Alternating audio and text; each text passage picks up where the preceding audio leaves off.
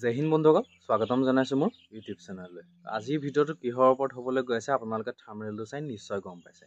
আজি আমি আলোচনা কৰিম ABSI ফুল চিলেকশ্যন প্ৰচেছ, মানে আপোনালোকৰ কামাণ্ডো যোনসকল SI আছে তেওঁলোকৰ চিলেকশ্যন প্ৰচেছটো কেনেকুৱা হয়, কেনেধৰণে আপোনালোকৰ টেষ্টখিনি অনুষ্ঠিত কৰা হয়, সকলোখিনি কথা মই ভিডিঅ'টোত আপোনালোকক জনাই দিম। ভিডিঅ'টো স্কিপ নকৰিব, আপোনালোকে ভালদৰে শুনি যাব। এতিয়া প্ৰথম কথা হ'ল UBSI আৰু ABSI দুইটা আপোনালোকৰ বেলেগ বেলেগকৈ পষ্ট ওলায়, সেইটো কথা আপোনালোকে গম পাই। UB সকলৰ যোনটো ৰিটেন টেষ্ট অনুষ্ঠিত কৰা হয় আৰু AB সকলেও সেই একেখন পেপাৰতে ৰিটেন টেষ্ট অনুষ্ঠিত কৰা হয়। কেৱল মাত্ৰ আপোনালোকৰ কি কাট অফ লিষ্টখন বেলেগ বেলেগকৈ মৰা হয়। UB সকলৰ কাট অফ বেলেগকৈ মৰা হয় আৰু ABSI সকলৰ কাট অফ লিষ্ট বেলেগকৈ মৰা হয়। UBত পাবলৈ হ'লে আপোনালোকে অলপমান বেছি নাম্বাৰ পাব লাগিব, আৰু আপোনালোকে যদি ABত পাবলৈ হয় তেনেহ'লে UBতকৈ অলপমান কম নাম্বাৰ পালেও হ'ব। যিসকলে দুইটাতে যদি চিলেক্ট কৰি থৈছে UB আৰু AB, তেনেহ'লে যদি আপোনালোকে UBত নাপায় তেনেহ'লে ABত পাব পাৰে। যদিহে আপোনালোকে ভাল নাম্বাৰ পায় তেতিয়াহ'লে UBত নাপালে আপোনালোকে ABত পাব পাৰে। যদি আপোনালোকে ABত পোৱা নাম্বাৰটো পায় তেতিয়াহ'লে আপোনালোকে ABত পাই যাব পাৰে। তাৰপাছত এতিয়া মই কৈ দিছোঁ, ৰিটেন টেষ্ট হোৱাৰ পাছতে আপোনালোকৰ কি হ'ব, ফিজিকেল টেষ্ট। ফিজিকেল টেষ্টৰ কাৰণে যদি নাম আহে আপোনালোকৰ UB সকলৰ ফিজিকেল টেষ্ট বেলেগকৈ অনুষ্ঠিত কৰা হ'ব আৰু AB সকলৰ ফিজিকেল টেষ্ট বেলেগকৈ অনুষ্ঠিত কৰা হয়। AB সকলৰ ফিজিকেল টেষ্টৰ কথা মই কৈ দিছোঁ আপোনালোকক। কনষ্টেবল কামাণ্ডোৰ যোনসকল কেণ্ডিডেটে ফিজিকেল টেষ্ট দিছে তেনেদৰে আপোনালোকৰ ফিজিকেল টেষ্ট অনুষ্ঠিত কৰা হ'ব। প্ৰথম আপোনালোকৰ 4.8 কিলোমিটাৰ ৰানিং হ'ব। তাৰপাছতে আপোনালোকৰ কি লং জাম্প হ'ব। লং জাম্প আপোনালোকৰ 17.5 ফুট এক্সিলেণ্ট মাৰিব লাগিব। তাৰপাছতে আপোনালোকৰ চিন আপ হ'ব, 14 চাত চিন আপ মাৰিব লাগিব। তাৰপাছত আপোনালোকৰ হ'ব 100 মিটাৰ। 100 মিটাৰ মৰাৰ পাছত আপোনালোকৰ কি হ'ব, মেডিকেল টেষ্ট কিবা কিবি হ'ব।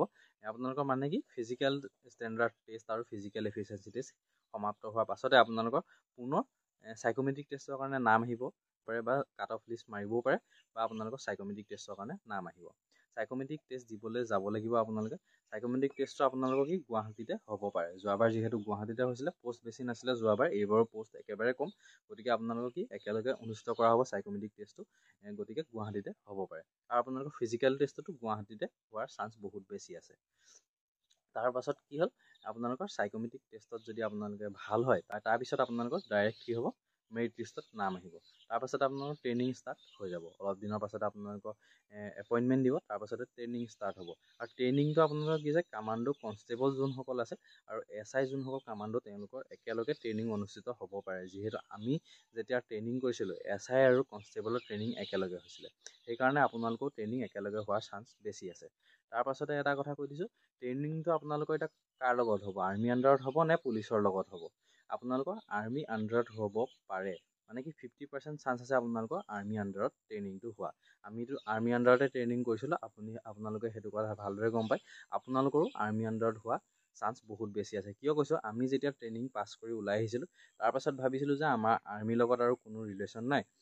ট্ৰেইনিং কৰিলোঁ, ট্ৰেইনিং শেষ কৰাৰ পাছত এতিয়া পুলিচৰ নিজৰ জেগালৈ গুচি আহিলোঁ, নিজৰ মানুহৰ লগত থাকিম। কিন্তু কি হৈছে, এতিয়া আমি ৰিফ্ৰেছাৰ যোনটো বছৰে বছৰে ট্ৰেইনিং মাৰিবলৈ যাব লাগে, সেইটো আপোনালোকে গম পায়, সেইটো আমি কি হৈছে আকৌ আৰ্মিৰ ওচৰতে যাবলগীয়া হৈছে। মানে কি আমাৰ ট্ৰেইনিংটো আকৌ আৰ্মি আণ্ডাৰতে হৈছে।